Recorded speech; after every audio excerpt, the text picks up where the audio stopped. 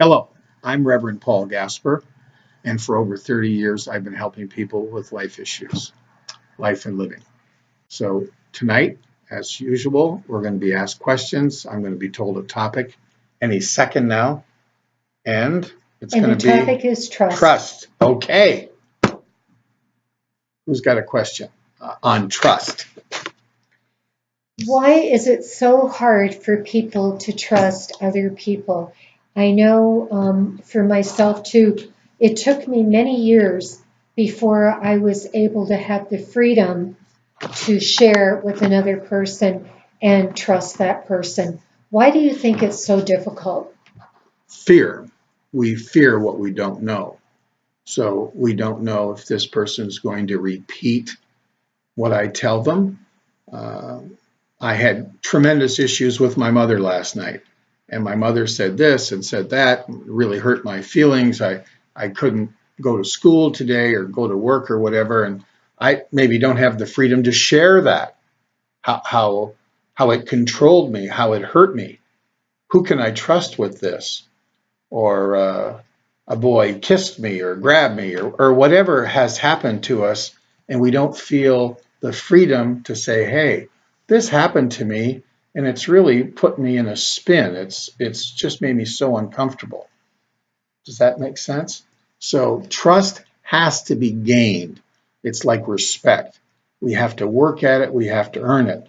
So that's why they say God puts people in our life.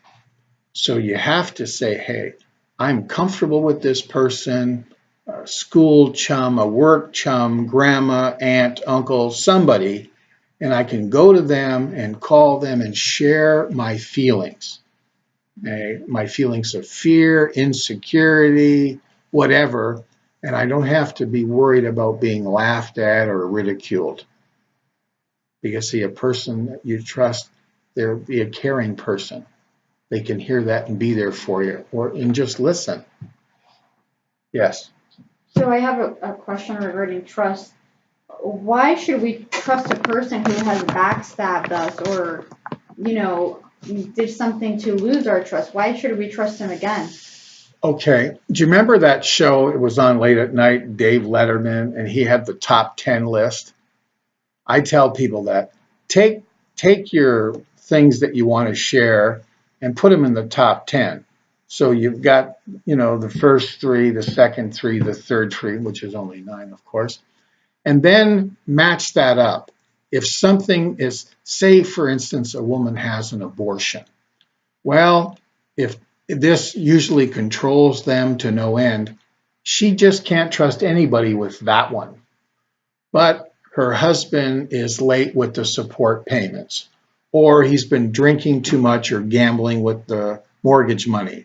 Well, that's not as serious. Do you see where I'm going with this? Oh. So there's different levels of trust. So there's different people. There's some people you could trust with the bottom 3, some people a little more trust with the middle 3, and then the top 3, really heartbreaking, keeps you up at night. Right. Okay. Does that make sense? Yeah. So you're saying that somebody that I trusted with, I should trust them with, and that if they backstab me, I should trust them with things that aren't so serious. Very little. Very little. Yes. Like my day's going great. Well, I'm not sure I understand what you said. Like, for example, I could trust them by saying, yeah, my day's going great. How's your day? Well, that's pretty light and airy. Oh. Right? In sharing, it should be something that makes you feel good or makes you feel bad, sad or happy. Things that are controlling you, they're taking your peace away. There's a good one. If something hurts you, things aren't going well at work, you were up for a promotion, it didn't come through, and you were really counting on it, right? That could take your peace away. But in the sharing, if we're constantly sharing, we're increasing our spiritual gifts and our spiritual strength, and that way things won't hurt us as much. So it's like everything else. The more you practice sharing, the stronger you'll get, the more self-worth, the more dignity, the more self-respect, and you'll be able to handle things and have more freedom to share with people. What if you, at one point, you shared something that was pretty intimate information in terms of a hurt from the past, and you really believed that you could trust this person, so you shared it with them, and you basically told them that you wanted it to stay between the two of you. You didn't feel comfortable having other people know about this information. And then you came to find out through your coworkers that it had leaked out, and now there was a number of people in the office that knew about it. How do you handle a situation like that? Do you go to the person that you confided in originally, and do you confront them about it? How would you handle that situation? Well, first off, I think we should back up a bit and let me ask you a question. I'm not answering you, but I think this is the way to go with this. How did this make you feel? It made me feel terrible. It made me feel like I had been betrayed. Here I felt I could trust this person with some very intimate information, only to find out that I really couldn't trust this person, that I had made a wrong call.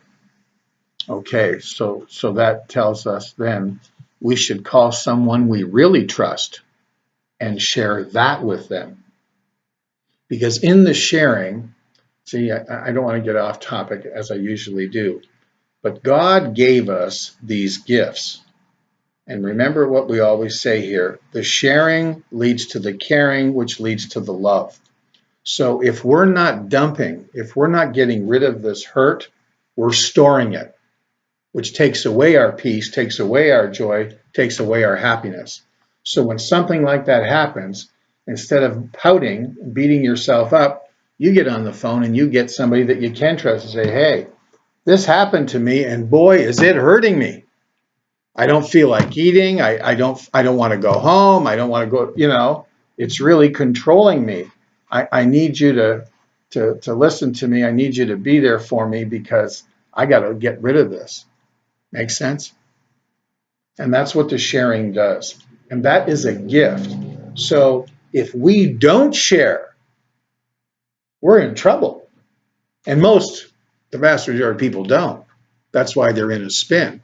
They're driving too fast. They eat too much. They drink too much. They're not at peace with themselves, which means they're not at peace with their spouses, their children, whoever. Sharing is the key to life because it can give you balance. So when those big waves come, they don't knock you over. Go ahead. So why don't people tell us more about this? I am. I know, but what about those people? Because I think almost everybody that I meet, they don't like to share, right? Well, because like I said earlier, because they're afraid. Unfortunately, this is a challenge we have with religion. Religion tells us where we're supposed to be. Our hearts are supposed to be open. We're supposed to be loving. But they don't tell us how to get there. They don't tell us how to do this so that our hearts can be open and keep them open and keep loving and building on that. That's not explained to us. And because it can be very confrontational, ministers, priests, rabbis, they don't want to be confrontational because people say, hey, I didn't like you saying that to me, and they won't tell you. They just won't show up next Sunday or call you back because they're offended. The truth hurts, and it can be devastating. Trust me, I'm married. It's devastating sometimes, especially when you don't believe it is the truth. Go ahead. No, I don't have any more.